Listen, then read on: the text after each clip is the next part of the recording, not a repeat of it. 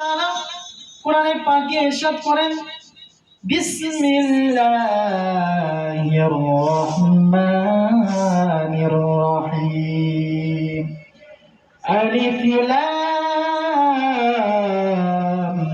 রা কিতাবুন আনজালনাহু ইলাইকা লিতুখরিজান নাসা মিনাজ যুলুমাতি ইলান নূর। আল্লাহ তাআলা পবিত্র কালামুল্লাহ শরীফের ভিতরে বলেন, আমি আল্লাহ তাআলা পবিত্র কালামুল্লাহ শরীফ আমি রাসূল আপনার উপরে নাজিল করলাম। কেন নাজিল করলাম?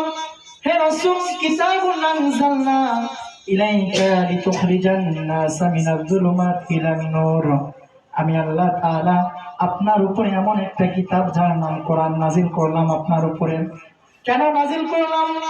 এই কোরআনের আলো দিয়ে, কোরআনের নূর দিয়ে মানুষকে গোমরাহির গোড়াচ্ছন্ন অন্ধকারের মানুষ যারা জাহান্নামের পথের দিকে যাইতেছে তাদেরকে ধরে ধরে কোরআনের আলো দিয়ে, কোরআনের নূর দিয়ে আপনি কি করবেন? কোরআনের নূর দিয়ে তাদেরকে জান্নাতের পথ দেখায় দিবে।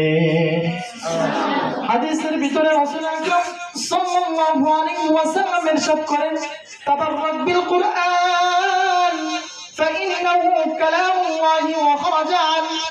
রাসূল আকরাম সাল্লাল্লাহু আলাইহি ওয়াসাল্লাম হাদিসের ভিতরে বলেন, তাবাররাক বিল কুরআন, হে আমার উম্মতেরা তোমরা কি করো? কোরআন দিয়ে বরকত হাসিল করো।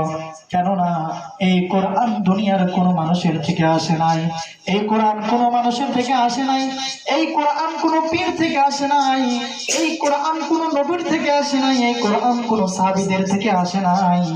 এই কোরআনের ভিতরে যা কিছু বলা হয়েছে স্বয়ং আমার মালিক, আপনার মালিক স্বয়ং কে নাজিল করেছে? চিল্লায়া বলে।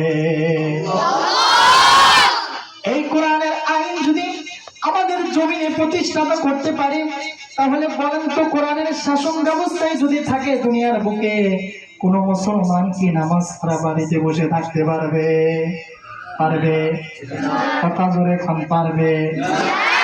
এই জন্য আমাদের বাংলার জমিনে যদি কোরআনের ব্যবস্থাপনা হয়, কোরআনের শাসন যদি চালু হয়ে যায়, প্রত্যেকটা মুসলমানের চেহারার দিকে তাকাইলে আমরা সেই জান্নাতের ঘেরান পাবো। কথা কান ঠিক কিনা? এই জন্য কোরআনে পাকে আল্লাহ তাআলা ইরশাদ করেন, আল্লাযী জাআলা লাকুমুল আরদা ফিরাশাও ওয়াস সামাআ বিনাআ। আল্লাহ তাআলা বলেন, বান্দা আমি তোমাদের কতটা ভালোবাসি।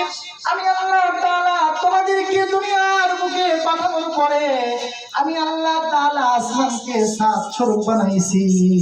দুনিয়ার কোনো নরমাল ছাদ বানাই নাই। দুনিয়ার কোনো মিস্ত্রি যদি ছাদ বানাই, সেই ছাদে যদি রড কম হয়ে যায় বেশি দিন লাস্টিং করে কি করে না? করে।